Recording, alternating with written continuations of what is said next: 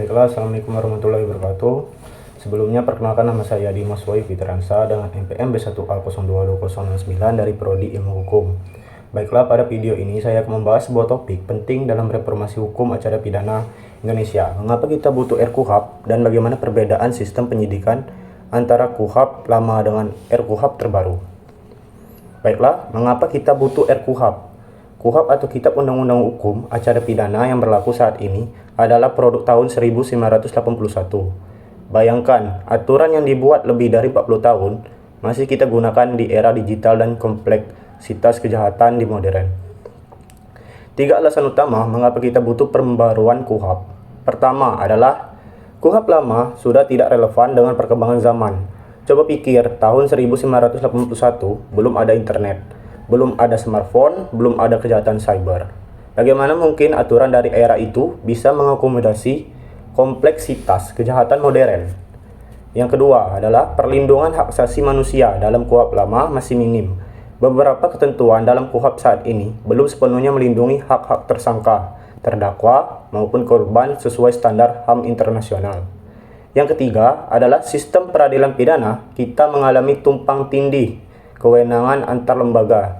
KUHP lama tidak memberikan pembagian kewenangan yang tegas antara kepolisian, kejaksaan, dan lembaga penegak hukum lainnya, yang mengakibatkan proses hukum menjadi tidak efisien. Baiklah, pada materi sebelumnya, kelompok kami memfokuskan makalah pada perbedaan penyidikan antara KUHP yang berlaku saat ini dengan rancangan KUHP terbaru. Berikut adalah perbedaan utamanya. Di sini ada pasal 6, yaitu KUHP lama berisi tentang penyidik adalah pejabat polisi negara Republik Indonesia. Sedangkan dalam rancangan KUHP terbaru, penyidik terdiri atas yang pertama adalah penyidik Polri, yang kedua ada pegawai negeri sipil tertentu yang diberi kewenangan khusus oleh undang-undang. Kemudian di sini ada pasal 7 ayat 2 yang KUHP lamanya berisi tentang penyidik selain Polri memiliki wewenang sesuai undang-undang masing-masing di bawah koordinasi dan pengawasan penyidik Polri. Dalam rancangan KUHP terbaru berisi tentang PPNS dan penyidik tertentu memiliki wewenang berdasarkan undang-undang masing-masing. Kemudian ada pasal 7 ayat 3, yaitu KUHP lama berisi tentang dalam pelaksanaan tugas berada di bawah koordinasi dan pengawasan penyidik Polri. Sedangkan dalam RKUHP terbaru, PPNS dan penyidik tertentu berada di bawah koordinasi dan pengawasan penyidik Polri.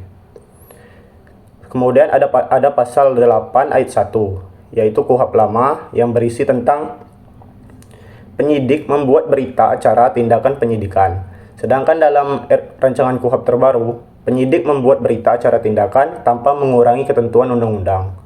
Kemudian ada pasal 8 ayat 2. KUHP lama berisi penyidik berbunyi penyidik menyerahkan berkas perkara kepada penuntut umum. Sedangkan dalam rancangan KUHP terbaru, penyidik menyerahkan berkas perkara sesuai kewenangan kepada penuntut umum.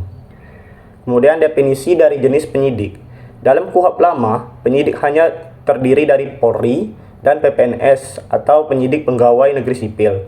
Sedangkan dalam rancangan Kitab Undang-Undang Hukum Acara Pidana yang terbaru, ditambahkan kategori baru, yaitu penyidik tertentu dari lembaga khusus yang ditunjuk undang-undang.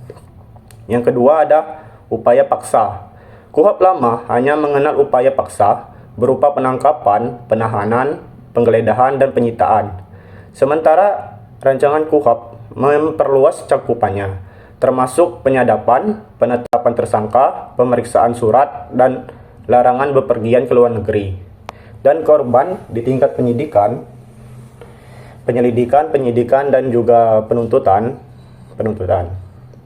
Yang ketiga adalah perlindungan hak menyamakan dengan diversi.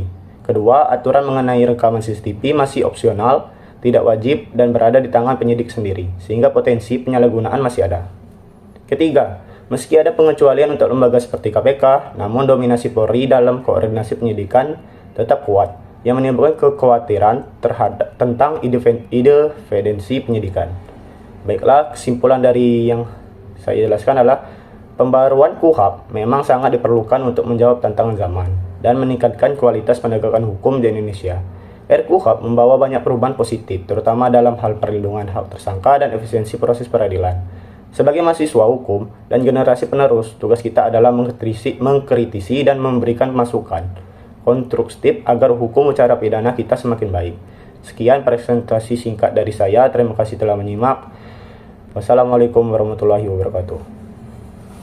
Dadah.